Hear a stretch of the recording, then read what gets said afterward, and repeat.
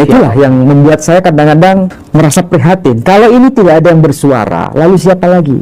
Tapi kalau sudah mengaku sampai ke ruang publik, publik tidak boleh diam. Publik harus terus menyuarakan itu. Tidak boleh. Bahwa itu adalah sebuah kebatilan yang harus diluruskan. Stres tuh kalau semua ulama dilawan. Dan itu ya kawan. Nasab Ba'alwi ini bukan hanya sabit dengan syuhra dan istifadah. Padahal di dalam ilmu fikih, saudara, nasab keturunan yang sudah begitu panjang cukup dengan syuhra istifadah, sabit dia punya nasabnya. Tapi keistimewaan nasib Ba'alwi, saudara, bukan hanya syuhra dan istifadah, tapi dengan ijma' ulama ahli sunnah wal jamaah, ulama-ulama syiah, ulama-ulama wahabi. Kalau tidak tobat, yakin, seyakin-yakinnya mereka neraka. Kenapa? Karena sudah jelas 1 tambah 1 itu 2. Dia katakan 22. Pokoknya 1 tambah 1 22. 1 tambah 1 itu 2, 2-nya 1. Tidak bisa. Ini luar biasa. Konsekuensinya berat. Husnudan kepada sesuatu yang jelas sudah nyata. La ibrata bil dhannil bayyini khata'u. Tidak bisa dihitung dzan yang sudah nyata salahnya.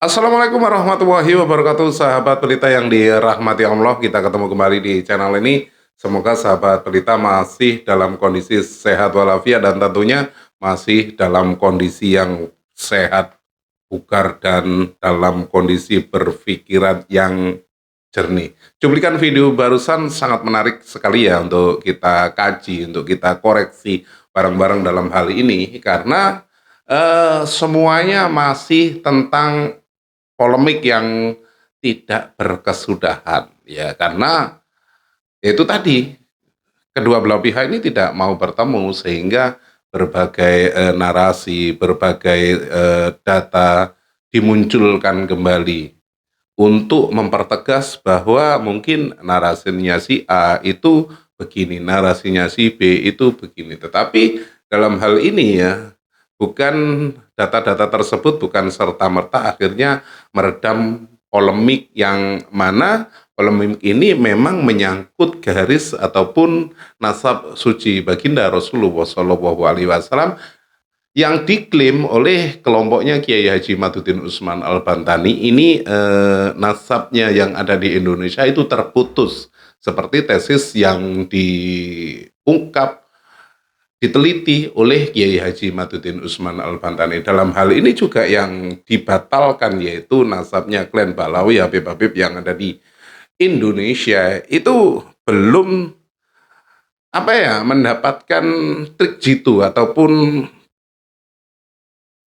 bisa dikatakan target tembaknya untuk menangkal ataupun menyanggah tesis Kiai Haji Madudin Usman Al-Bantani. Bahkan dulu ketika sebelum adanya tesis Kiai Haji Madudin Usman Al-Bantani, dari kelompok mereka ini mungkin karena gerah mungkin ya banyak orang-orang yang mengaku sebagai dzurriyyah Rasulullah, sehingga untuk meredam orang-orang yang mengaku sebagai dzurriyyah Nabi dianjurkan ya, kala itu Habib Rizik mengatakan untuk memverifikasi apakah benar mereka-mereka ini yang mengaku sebagai dzurriyyah Rasulullah SAW dalam tanda kutip ya, mengaku-ngaku saja itu harus melakukan tes DNA karena banyak sampel-sampel yang mungkin bisa dijadikan sebagai rujukan, kata Habib Rizik kala itu. Satu contoh ada rambut dan lain sebagainya.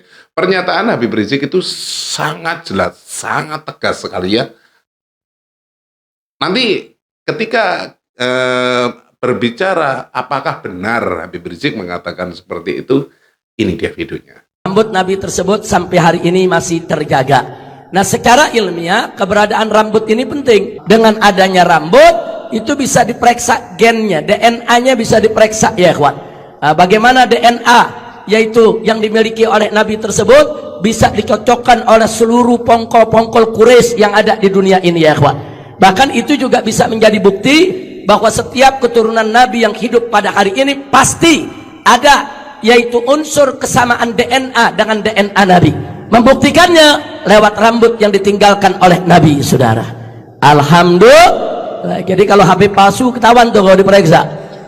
DNA Nabi kemana, ada DNA-nya kemana, ya ikhwan. Nah, pernyataan seperti ini itu disangkal ya oleh kelompoknya juga ketika adanya tesis Kiai Haji Madudin Usman Al-Bantani dan Kiai Haji Madudin Usman Al-Bantani mungkin ini menangkap pernyataan dari Habib Rizik tersebut sehingga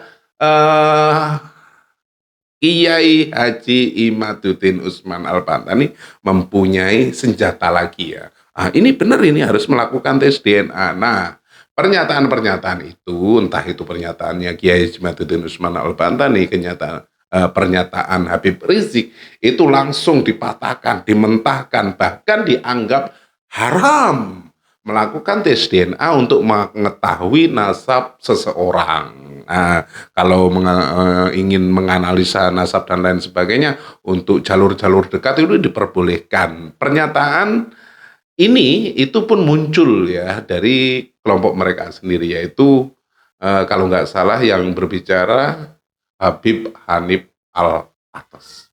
Ya, wajib bagi jihad mukhtasar seperti pemerintah untuk melarang, keluarin undang-undang larang wa fardul uqubat, untuk ngasih hukuman bagi siapa?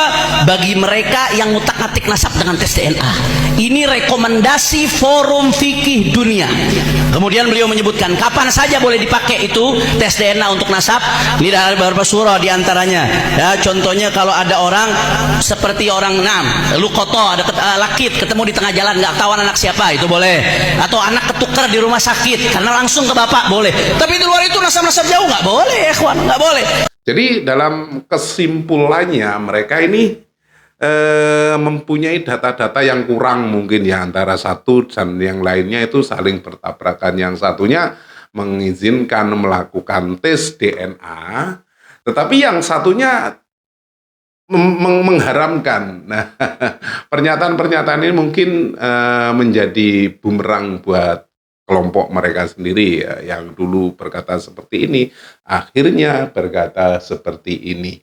Sahabat berita yang dirahmati Allah, untuk kita memperjelas ya pernyataan-pernyataan apa yang akan disampaikan dalam video ini, bahkan juga ada narasi yang mengatakan pihak kerajaan ataupun Kesultanan Yaman mengidentifikasikan atau memunculkan pernyataan-pernyataan yang mungkin dianggap kontroversi, membatalkan dan lain sebagainya. Apakah itu benar?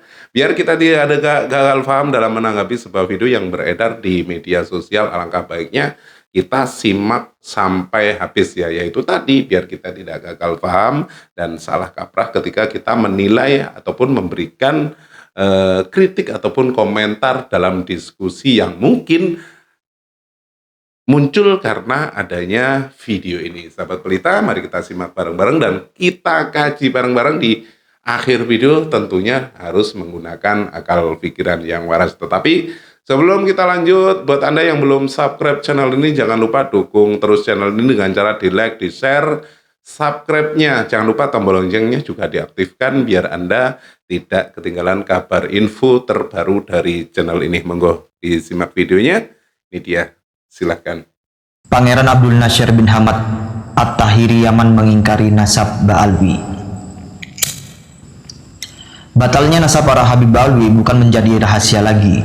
Di Indonesia, batalnya nasab mereka telah menyebar ke seluruh pelosok negeri melalui tesis Kiai Haji Imaduddin Usman Al-Bantani. Di Yaman sendiri, nasab mereka hanya diakui circle kelompok mereka saja. Jika kita searching di internet tentang nasab Ba'alwi, maka kita akan menemukan banyak sekali perbincangan tentang batalnya nasab Ba'alwi. Walaupun perbincangan atau artikel tentang batalnya nasab Ba'alwi yang kita temukan di internet dari masyarakat internasional tidak sedetail dan sekomprehensif penelitian Kiai Haji Imaduddin Usman Al-Bantani, tetapi dari sana kita akan mampu mengamati bahwa sebenarnya klaim Ba'alwi ini sudah lama ditertawakan masyarakat muslim internasional. Yang teranyar, kita menemukan pernyataan tegas dari bangsawan Yaman, Pangeran Abdul Nasir bin Ahmad At-Tahiri, yang mengingkari nasab Ba'alwi sebagai keturunan Nabi Muhammad SAW. Dalam akun Twitternya yang dipostkan tanggal 10 Oktober 2022, ia dengan tegas menyatakan Ali Al-Jufri Ba'alwi bukan keturunan Nabi Muhammad SAW. Bahkan ia menantang Ali Al-Jufri Ba'alwi jika tidak terima untuk melakukan tes DNA. Jika Ali Al-Jufri terbukti sebagai sadah setelah melakukan tes DNA, maka Pangeran Abdul Nasir siap menerima konsekuensi hukum. Pernyataan tegas Pangeran Abdul Nasir yang tidak mengakui Ali Al-Jufri sebagai keturunan Nabi itu bermula dari beredarnya video Ali Al-Jufri yang menyatakan bahwa cara memakai sorbannya merupakan ijazah turun-temurun kaum Ba'alwi dari ayah ke anak sampai kepada Nabi Muhammad SAW. Dalam pernyataannya itu, Pangeran Abdul Nasir berkata, "Sampaikan tweetku ini kepada Ali Al-Jufri. Saya, Pangeran Abdul Nasir bin Hamad bin Ahmad bin Ali bin Qasim bin Ahmad bin Al-Hasan bin Al-Haytami bin Amir bin Abdul Wahab At-Tahiri, cucu Sultan Al-Awazil, mengingkari nasab Ali Al-Jufri sebagai keturunan ahli bait Nabi. Dan jika nasabnya telah sahih setelah tes DNA, saya siap menanggung konsekuensi hukum." Perhatikan bagaimana tegas dan lugas pengingkaran Pangeran Abdul Nasir terhadap nasab Ali Al-Jufri Ba'alwi, dan perhatikan pula ketika ia menyebutkan nasabnya yang tersambung kepada Sultan Awazil dari dinasti At-Tahiriyah di Aden, Yaman. Hal tersebut ia lakukan untuk mengatakan bahwa ia, Pangeran Abdul Nasir, seorang keturunan Sultan di Yaman yang nyata sebagai kaum bangsawan yang tercatat dalam sejarah Yaman, tidak mengakui Ali Al-Jufri Ba'alwi sebagai keturunan Nabi. Sultanah Awazil adalah kesultanan di Yaman yang memerintah di Aden pada tahun 1197 Hijriah. Para raja Sultanah Awazil sendiri adalah keturunan dari Sultan Abdul Wahab Al-Mansur At-Tahiri dari dinasti At-Tahiri yang memerintah di Yaman pada tahun 855 Hijriah. Berbagi daerah kekuasaan dengan dinasti Zaidiyah yang berpusat di Shan'a.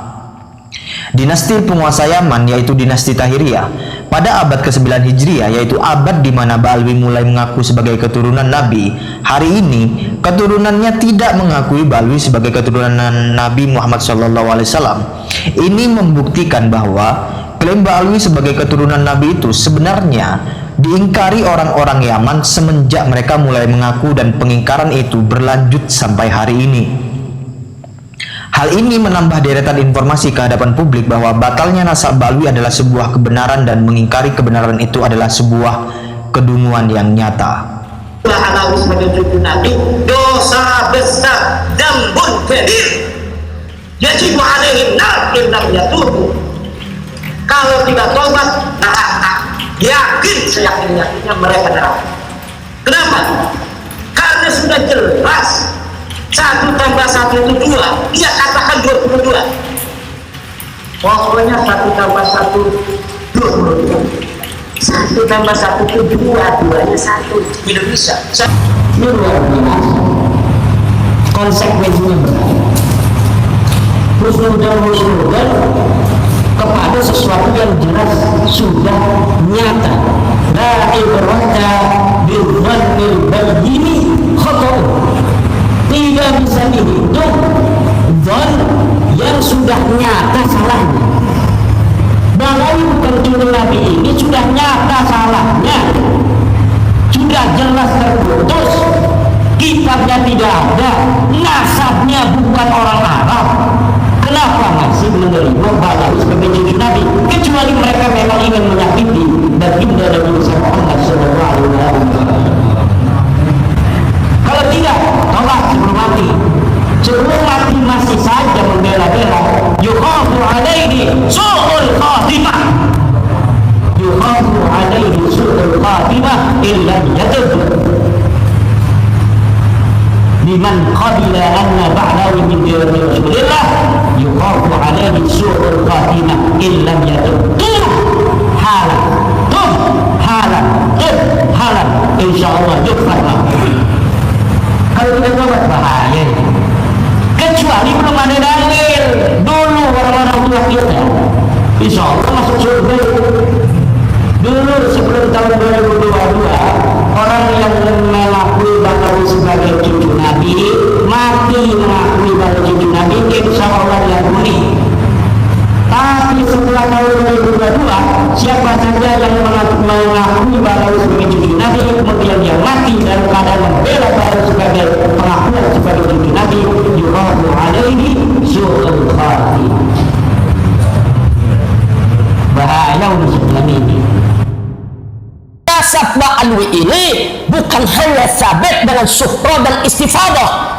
Padahal di dalam ilmu fikih, saudara, nasab keturunan yang sudah begitu panjang cukup dengan syuhra istifadah, sabit dia punya nasabnya. Tapi keistimewaan nasab Ba'alwi, saudara, bukan hanya syuhra dan istifadah, tapi dengan ijma ulama ahli sunnah wal jamaah, ulama-ulama syiah, ulama-ulama wahabi, ulama-ulama ibadiyah dari kalangan khawarij, saudara, mengakui bahwa nasab Ba'alwi sabitun bil ijma. Itu kalau sudah sabit bil ijma, itu sudah di atas syuhra wa istifadah, saudara. Udah syuhra juga, istifadah juga, ijma lagi. Subhanallah. Nah sekarang ada orang mengutak-ngatik, saudara, mau ngebantah, udah gitu membatalkan nasab Ba'alwi. Siapa lu? Membatalkan sampai kayak imam, saudara, kayak mujtahid. Saya batalkan nasab Ba'alwi. Paling menyan. Nggak ada tuh sekarang pegang-pegang nasab bisa menang dari para habaib dan para ulama. Nggak ada. Udah banyak fitnah ini, udah aneh-aneh manusia muncul, saudara. Yang nggak ngerti nasab bicara Allah. Kacau tidak? Kacau tidak? Kayaknya udah stres loh. Udah stres tuh kalau semua ulama dilawan. Dan itu ya. Kalau kita sebagai manusia modern, ya, modern, sebut manusia modern, siapapun berhak untuk mengaku. Siapapun berhak, sekalipun mau mengaku keturunan Naruto. Bukan saya yang mengatakan, ya. Mau mengaku keturunan Gajah Mada, mau mengaku keturunan Hayam Wuruk, mau mengaku keturunan Prabu Siliwangi, atau siapapun saja, itu hak setiap orang. Kita tidak boleh mengganggu gugat, karena itu keyakinan pribadi dan keyakinan kelompoknya. Klaim sepihak mereka. Ya, itu kita tidak boleh menafikan itu. Tapi masalahnya ketika pengakuan itu, saya keturunan ini, keturunan itu, dipublish di ruang publik, betul, harus ada pertanggungjawaban. Nah, pertanggungjawaban itu harus berbasis pada data. Nah, dan data itu bisa diverifikasi. Cara verifikasinya bagaimana? Ya tentu saja kalau saya sebagai seorang filolog ditanya, harus ada data seperti ketika Nabi diklaim sebagai tokoh historis. Datanya ada nggak? Ternyata ada. Ya, manuskrip itu. Benar. Tapi kan mereka juga punya apa itu namanya tuh? Kelompok yang mendata itu bagaimana? Ya ada memang. Iya kan? Ada. Kan?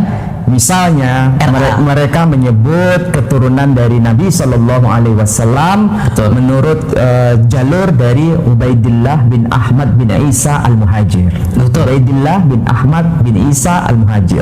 Ada yang menyebut Abdullah bin Ahmad bin Isa al-Muhajir.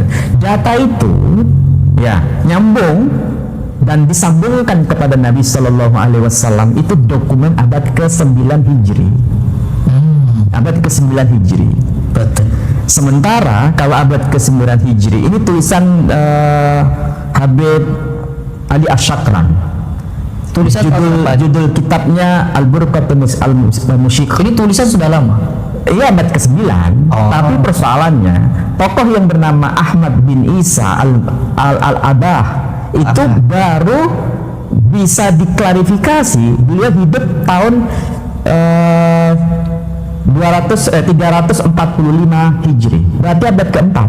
Abad keempat Hijri. Pertanyaannya, abad keempat Hijri tidak pernah disebut Ubaidillah atau Ubaidullah. Oke. Abad kelima nama itu juga tidak muncul. Abad ke-6 nama itu tidak muncul. Abad ke-7 nama itu nggak muncul. Abad ke-8 nama itu nggak muncul. Abad ke-9 awal nama itu juga nggak muncul. Munculnya itu baru abad ke-9. Itu buku atau kitab karangan dari kalangan mereka sendiri. Artinya ada kekosongan waktu sekitar 500 tahun lebih, hampir 600 tahun. Nama Ubaidullah atau Ubaidillah itu tidak ada kaitannya dengan Nabi Shallallahu Alaihi Wasallam melalui Ahmad bin Isa al-Abah. Tidak ada sama sekali. Itulah yang kemudian menjadi kegaduhan. Iya, Pak, lebih 500 tahun itu lama Iya. loh. Coba Anda kasih analogi dulu. Saya tahu siapa bapak saya.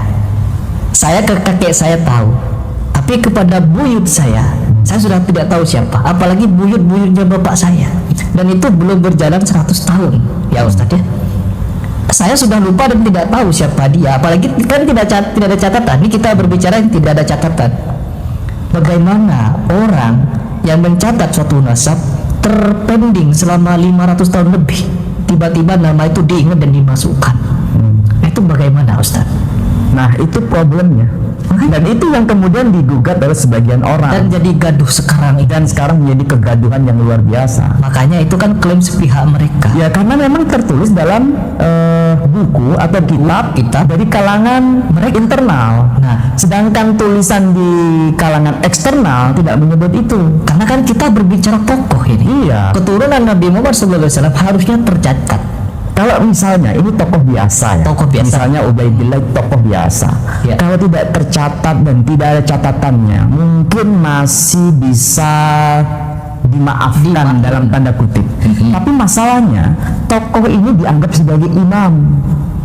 Kalau sebagai imam itu kan gelar tertinggi pada masa itu. Benar. Ada imam ahli hadis, ada imam ahli tafsir. Iya. Misalnya kalau Imam At-Tabari itu kan disebut imam ahli tafsir. Benar. Kemudian kalau misalnya ada tokoh tidak dikenal sebagai imam, tidak dikenal sebagai siapa-siapa, Iya. lalu bagaimana kaitannya dengan catatan itu ada atau tidak? Kalau misalnya itu dikenal sebagai imam, pasti catatannya itu ada. Pasti catatannya ada. Karena dia dikenal. Karena orang-orang itu pasti akan mengingat siapa imam mereka. Ya tentu saja. Tertulis. Dan pasti tertulis. Apakah selama 500 tahun itu tidak ada pulpen, tidak ada pena untuk menulis? Ya pasti ada, Bu. Nama Nabi Shallallahu Alaihi Wasallam tercatat dalam dokumen Yunani itu kan pakai pena. Iya kan? Jadi Bukan mustahil sekedar pakai lisan. Jadi mustahil pada waktu itu tidak tercatat ternyata nasab itu bukan karena tidak bisa menulis atau tidak ada alat tulis. Bukan karena tidak ada alat tulis dan juga bukan karena tidak ada sarana untuk menulis. Apa malas nyatet? Bukan karena malas mencatat juga. Kalau malas mencatat, kenapa dokumen lain yang eksternal juga tidak mencatat? Padahal ulama-ulama besar mencatat semua. Berarti dari dokumen eksternal ini juga tidak Ada. Bahkan kalau kita bandingkan ya, Ya. oke lah kita buka semua data Sunni misalnya, data ulama-ulama Sunni, ada nggak mencatat tokoh itu di abad ke-4, 5, 6, 7, 8, 9? Zero, nggak ada catatan. Kemudian kalau kita tanya, oke lah dokumen Syiah bagaimana? Ada nggak catatan itu? Juga nggak ada. dari Syiah pun tidak ada. Jadi tapi kita mau bicara apa? Kemarin sempat viral ada satu video dari ulama Syiah kalau tidak salah membela Ustaz Mahdi Rajai. itu bagaimana pandangan antum? Ya, dia dalilnya cuma sekedar merujuk pada suhrah wal istifadah. Suhrah wal istifadah itu sudah dikenal, sudah diketahui umum. Itu yang menjadi dalil bahwa dia sebagai orang atau kelompok yang memiliki nasab kepada Nabi Shallallahu Alaihi Wasallam. Tapi kalau suhrah wal istifadahnya itu kan baru abad ke-9 sampai sekarang. Itu suhrah wal istifadah sangat dikenal. Iya. Tapi dimulai dari abad keberapa? Abad ke-9. Sementara abad ke-4, 5, 6, 7, 8 zero. Jadi selama sekian abad bukan suhrah wal istifadah lagi. Jadi meskipun tokoh Syiah yang membela mereka tetap tidak ada Ada data. kelemahan, Nggak ada data. nggak ada data, zero. Allahu Akbar. Ini kalau bahasa kita ajib ini. Ajib. Bukan cuma ajib ya teman-teman. Jadi memang begitulah. Kalau kita mau memverifikasi ya data. Kadang-kadang saya mencoba untuk menghubungkan ini. Menghubungkan. Ya ini Ustadz mencoba Untuk menghubungkan begini. membenarkan Berupaya supaya bisa sambung. supaya bisa benar. Begini. Kalau ini terputus berapa abad nih? Antara Ubaidillah ya dokumennya dengan era sebelumnya itu kan terputus sekitar 500 tahun, namanya nggak tercatat. Nabi Shallallahu Alaihi Wasallam, Nabi kita ini yang diakui oleh semua kaum muslimin, Bahkan Syiah pun nggak. iya, artinya beliau itu kan lahir tahun 571. Iya. 571 Masehi. ya, Masehi. Sementara hitungan Masehi itu kan mulai abad pertama. Berarti sama dengan 500 tahun juga. 500 tahun juga. Ternyata nama beliau sudah tercatat juga. Nama beliau tercatat dalam dokumen ahli kitab. Bahkan manuskrip Dead Sea Scroll atau Mahtutat Al-Bahrul Mayyit atau naskah-naskah laut mati yang disimpan di Israel itu kan ditemukan abad ketiga sebelum Masehi. Abad ketiga sebelum Masehi. Abad ketiga. Ternyata di situ ada tertulis nama.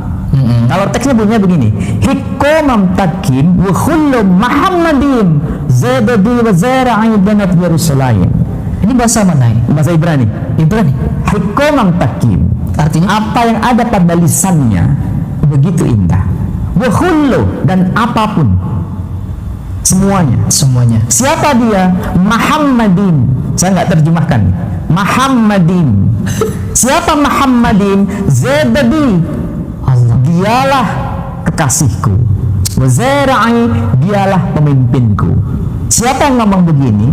Ini adalah Malik Shlomo, Malik Sulaiman. Nabi Sulaiman menyebutkan itu.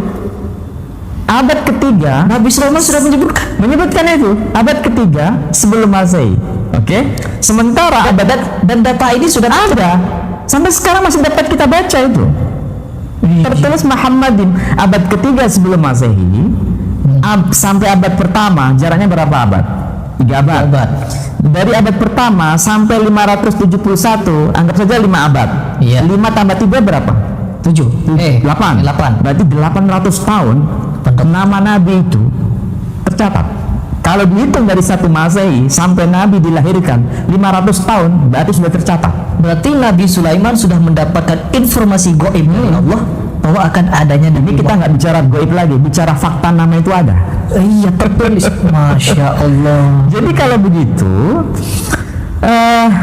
apapun kesimpulan orang, kalau mengatakannya adalah tokoh sentral, dianggap sebagai nabi, sebagai rasul, sebagai imam, itu kan gelar tertinggi, pasti ada catatannya. Kalau tidak ada catatannya, memang orang ini ada atau tidak, ya silakan simpulkan sendiri.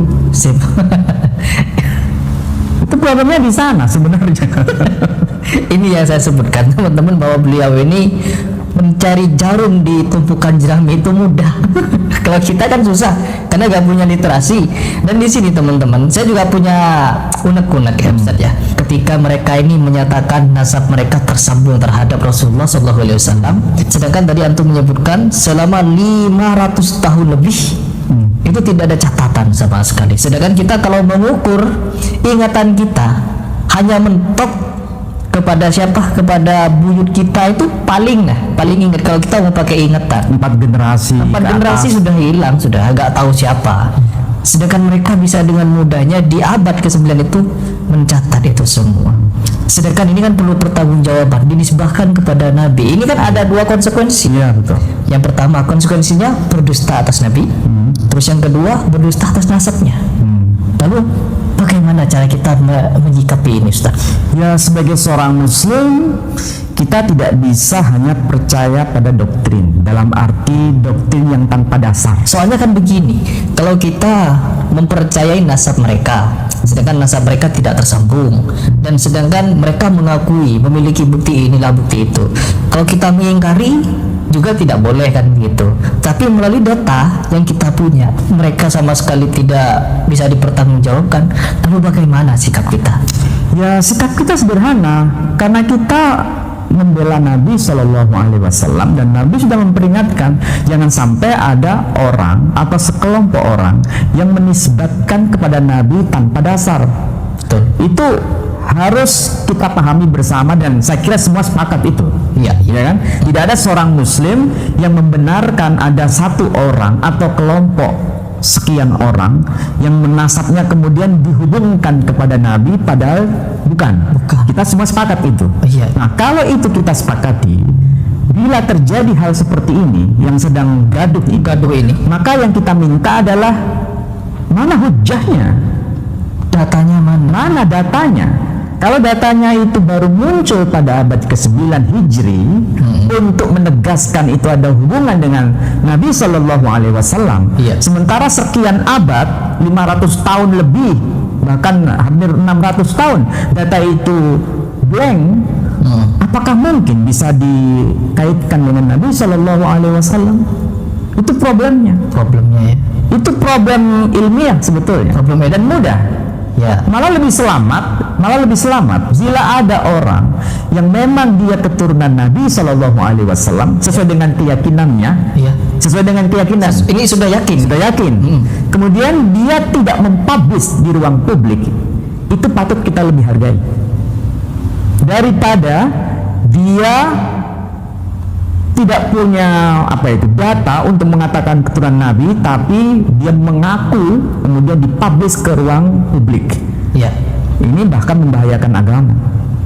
Bukan cuma diri pribadi lagi ya. Iya, Tapi ini agama. kaitannya dengan umat. Ini namanya mengeksploitasi umat dengan mengatasnamakan Nabi. Dan ini konsekuensi logisnya luar biasa. Iya. Ini saya ambil contoh ya. Ini bukan penelitian filologi, ini penelitian sosiologi. Saya ambil contoh kasus di Madura saja. Bagaimana itu? Ini kalau saya boleh bercerita ya, ini karena dari informasi A1 ini. A1. Di kalangan masyarakat Madura sendiri, bahkan Kiai sendiri yang cerita ke saya. Jadi ini bisa dipertanggungjawabkan. Bisa dipertanggungjawabkan. Kalau saya disuruh mana orangnya saya tunjukkan, tapi bukan di forum ini. Siap. Nah, Tafadhol. di Madura itu sudah biasa. Maksudnya biasa dalam hal apa ini? Begini, Madura itu memiliki karakter yang menjunjung tinggi marwah. Bila ada istrinya diganggu oleh orang lain, maka sang suami itu rela untuk mati, yang disebut dengan carok gitu ya. Iya. Ya, Ya, saya kira Madura ya. Mas Prof kan orang Madura. Doktrinnya Itu harga diri ya. harga diri. Jangankan diambil, diganggu saja itu sampai lebih baik nyawa putih tulang, ya kan? Benar. Artinya rela mati dengan carok itu. Tapi karena ada seseorang misalnya Benar. mengaku Habib dan memang wajahnya itu wajah Arab mengaku Habib. Dia mengaku ya. Ada suami istri misalnya. Suami istri nih. Kemudian si Habib ini misalnya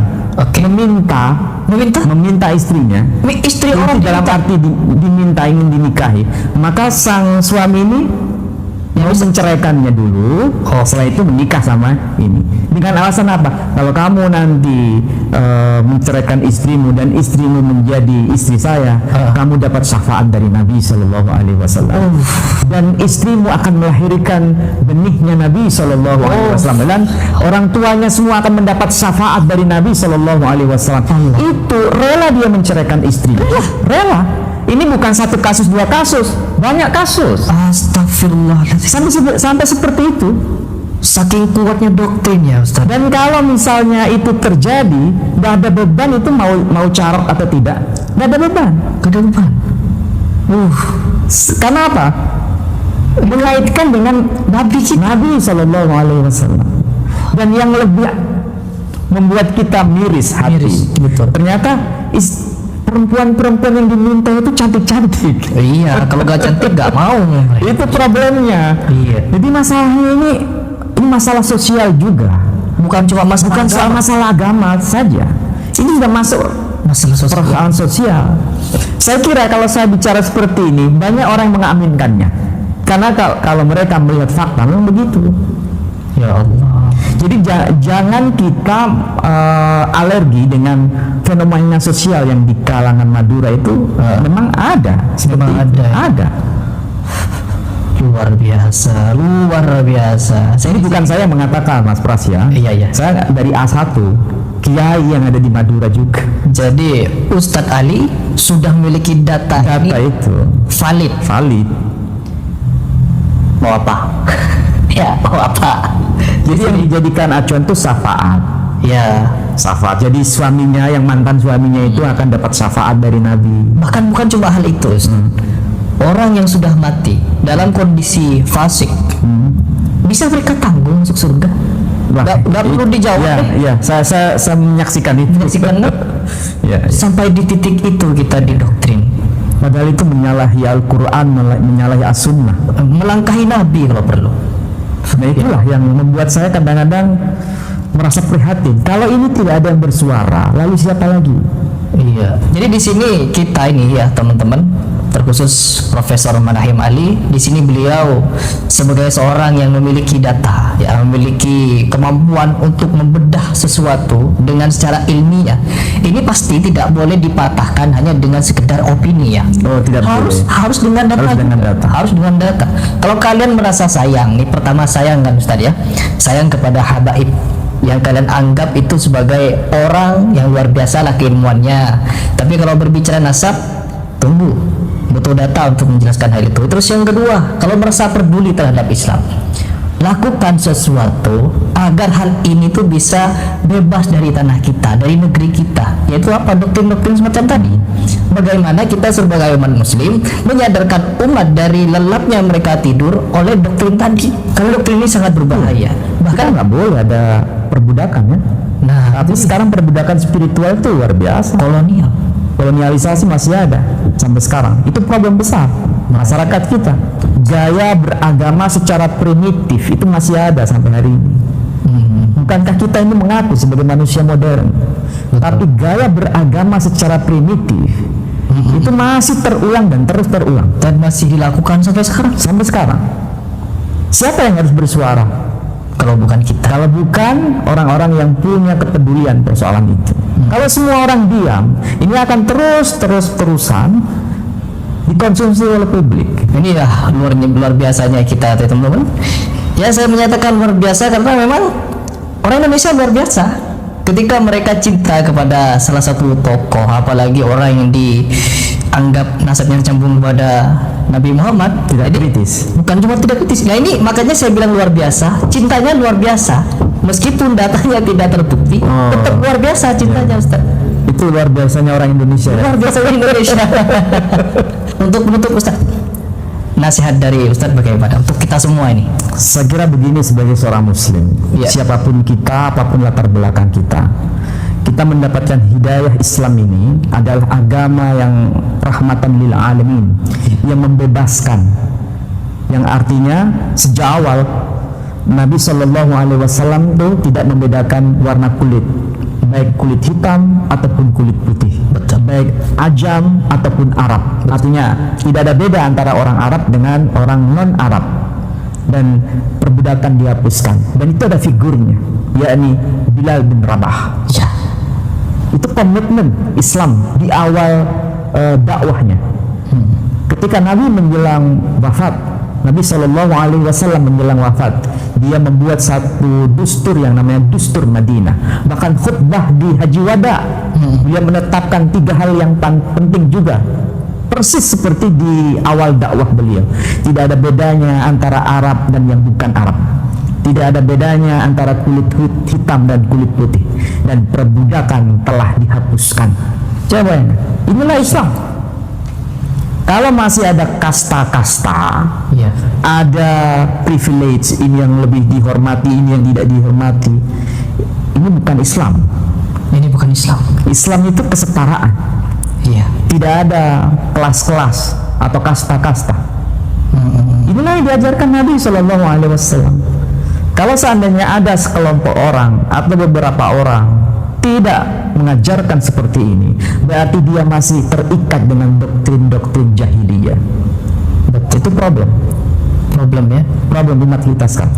Jadi problem umat kita ini yang di Indonesia terkhusus bukan cuma agama ya. Dari segi gaduh nasab ini agama, sosial, bahkan dari segi sejarah pun ini perlu dikritisi lagi ya. Bahkan apa tadi? Pengkastaan. Pengkastaan. Jadi karena memang kita lihat ya teman-teman, ketika kita menjumpai salah satu habib, ini bukan bicara tong kosong, tapi data, fakta, bahkan jejak digitalnya ada. Melihat habib saja mereka nunduk berlutut. Ada yang jalan rangka, ada sampai cium kaki, cium tangan dibolak-balik. Bahkan bekas minumnya di bekas, oh ya Allah. Ini ini fenomena ya. Kalau bahasa agama yang hulu, berlebih-lebihan. Iya. Sedangkan hulu ini hukumnya Dilarang. dalam agama kita. Miris ya dengan keluar biasaan umat kita ini. Ya, memang perlu pembelajaran yang terus estafet. Iya. Sahabat pelita yang dirahmati Allah, terima kasih karena sudah klik video ini ya. Semua sudah kita simak bareng-bareng dan semua penyampaian-penyampaian sudah kita dengarkan ya. Semoga pernyataan-pernyataan dari apa yang sudah kita simak barusan itu kita bisa mengambil poin-poin terbaiknya, sehingga ketika kita nanti beradu argumen di kolom komentar, ketika kita menyikapi video ini harus menggunakan akal pikiran yang waras, jangan kedepankan ego. Pernyataan yang namanya pro kontra itu pasti ada ya. Jadi antara yang satu dan yang lainnya ketika memberikan pendapat itu tidak akan sama, karena lumrahnya ketika berdiskusi itu pasti ada dua opsi atau dua poin ya, antara yang satu dan lain-lain itu pernyataannya ataupun cara penanggapannya itu tidak sama. Jadi gunakan akal pikiran yang waras dan jangan kedepankan ego ketika kita berdiskusi. Tidak boleh memaksakan kehendak kepada orang lain. Ketika kita mencintai si A, yang satunya tidak, itu ya hak masing-masing. Sahabat pelita yang dirahmati Allah, terima kasih. Semoga video ini bermanfaat. Dan apabila bermanfaat, jangan lupa berbagi video ini kepada kerabat Anda yang mungkin ingin mendapatkan info-info seperti yang sudah kita simak bareng-bareng ya, tentang video ini dan pernyataan-pernyataan dari narasumber-narasumber yang ada di video ini. Jadi sampai di sini dulu jumpa kita. Terima kasih buat yang sudah dukung channel ini. Semoga Anda dalam kondisi sehat walafiat semuanya, dan semoga rezekinya dilancarkan. Dan sampai di sini dulu jumpa kita. Terima kasih, dan mungkin ada tutur kata saya yang kurang berkenan di hati Anda, izinkan saya mohon maaf yang tak terhingga. Akhirul kata wabillahi taufiq wal hidayah. Wassalamualaikum warahmatullahi wabarakatuh.